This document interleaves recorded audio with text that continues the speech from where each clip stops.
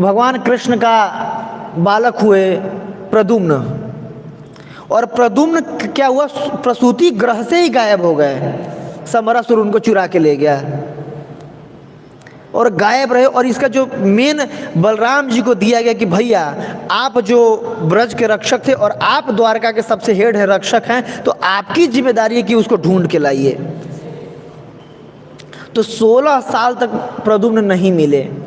16 साल के बाद प्रद्युम्न मिले तो बहुत बड़ा उत्सव मनाया गया द्वारका में कि वो खोया हुआ बेटा वापस आ गया है। और वो अपनी पत्नी रति के साथ वापस आए थे। जब आप लोग ये कृष्णा बुक में पढ़े हैं तो बहुत बड़ा उत्सव मनाया गया कि बताओ बेटा, खोया हुआ बेटा वापस आ गया, 16 साल बाद बेटा मिला। बिल्कुल सब लोग बहुत रो रहे थे, बहुत उत्साह मना रहे थे, देख करके बिल्कुल अपने स्वजनों से इतना साल मिलने का क्या पीड़ा होती है बिल्कुल जाने लगा। तो बलराम जी, अब सब लोग बहुत खुश हैं, हंसी खुशी मनाई जा रही है, बिल्कुल मिठाई बट रहा है, भोजन हो रहा है, फीस्टिंग हो रहा है, और बलराम जी एकाग्र में हो करके बिल्कुल रो रहे थे वहाँ पर। तो भगवान आकर के पूछे कृष्ण कि बताइए भैया कि इतना खुशी का बात है और आप रो क्यों रहे हैं इसमें।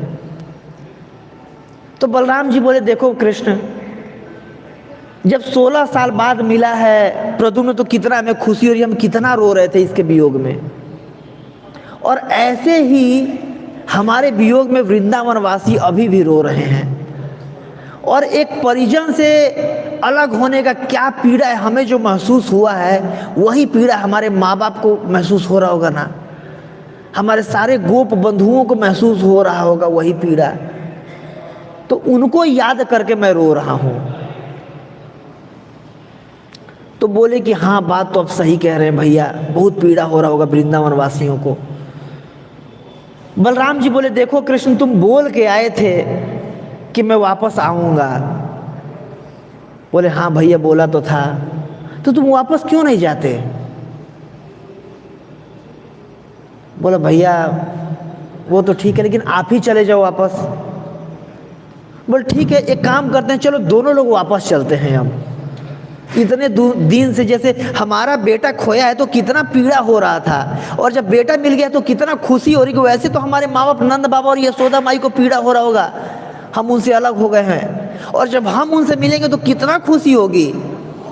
तो चलो कृष्ण वापस चलते हैं वृंदावन। तो कृष्ण कहते हैं देखो भैया आपको तो मालूम ही है कि अगर एक बार मैं वृंदावन गया ना तो वापस नहीं आऊंगा। जो एक बार वृंदावन चला जाता है ना, वृंदावनम परित्यज्य पादेकम न गच्छति।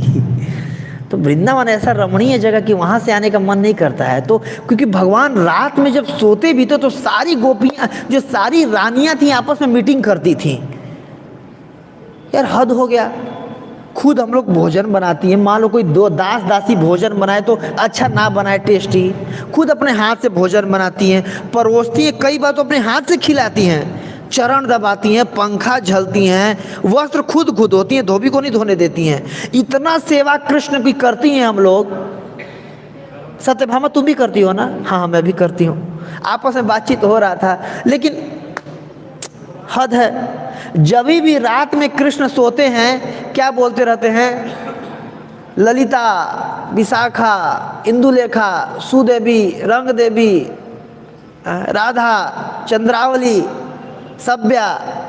आज तक मतलब कभी बोले हैं रुक्मणी, सत्यभामा, चित्रा, कभी बोले हैं नहीं। गोपी पता नहीं इन्होंने क्या कर दिया था, इन गोपियों ने इन्हीं का नाम लेते हैं। तो सारी रानियां मीटिंग करती थी। तो भैया आप तो जानते ही हो कि मतलब दिन में तो छोड़ो, मैं रात में भी उन्हीं का नाम लेता हूँ। अगर मैं जाऊँगा वापस थोड़ी ना आ पाऊँगा। एक काम करो, आप जाओ एक बार और जाके बोलना कि मैं आऊँगा, मैं भी बाद में जाऊँगा, आप एक बार पहले आप जाओ, फिर मैं भी जाऊँगा पीछे से।